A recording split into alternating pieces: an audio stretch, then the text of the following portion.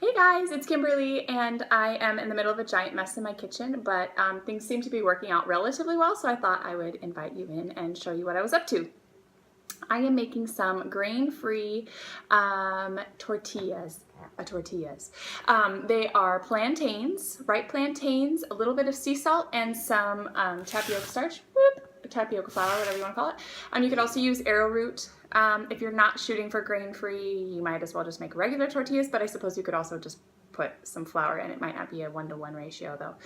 So I used 3 pretty good size ripe plantains, and I put them in my Cuisinart with the metal S blade, and I pureed them about a bit until they were pretty creamy. And then I added in, and I did it at about 1/4 cup at a time. Here's my little 1/4 cup.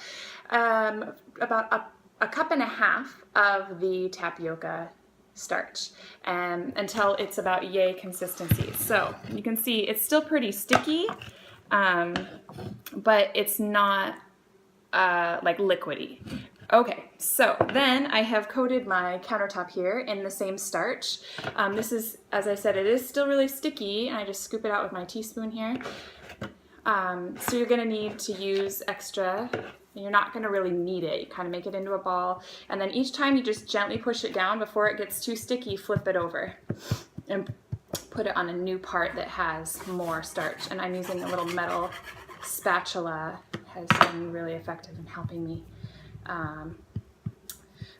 be able to push it down a little bit more, and then I just kind of work my way around it, flip it, make sure there's more starch underneath it, set it down gentle, push it back out until you know it is as thin as you can make it without it falling apart into pieces or sticking to your fingers like that. I'm just going to kind of piece those back together. We'll see how that works. Remove my hair.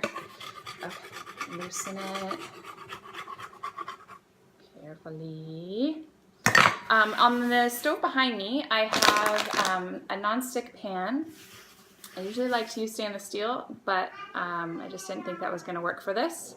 And it's on about medium heat with a little bit of avocado oil in it. It doesn't really take a whole lot. I think I had too much oil in my first couple, and I don't think I made them thin enough, and so they didn't quite turn out as well. But so, see if I can get this one in the pan here.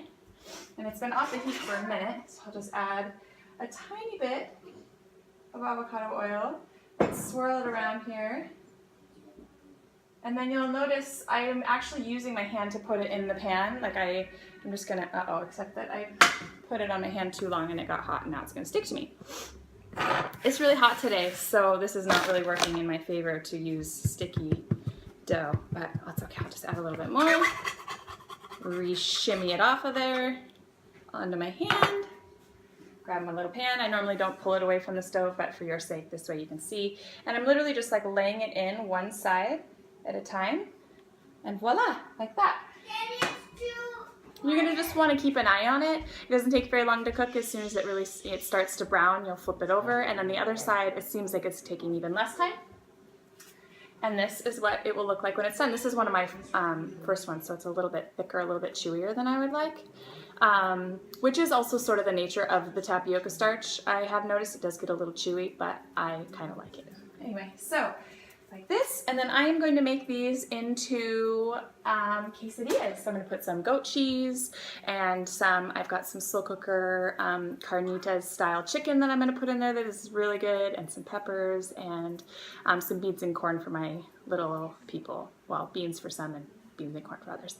Anyway, so it will be a, I don't know if tapioca is paleo. I'm pretty sure it'll be a paleo grain-free quesadilla night. So let's check on this one. I'm using just a wooden spatula. And my pan had been off the heat for a little bit while I did that first part, and so it's taking a little bit longer this go around to cook through. But just play it by ear and see what your pan is like, what your stove is like, how high you have it, just until it's a little bit brown, and then flip it over. So and then the other side cooks pretty quick. Anyway, enjoy!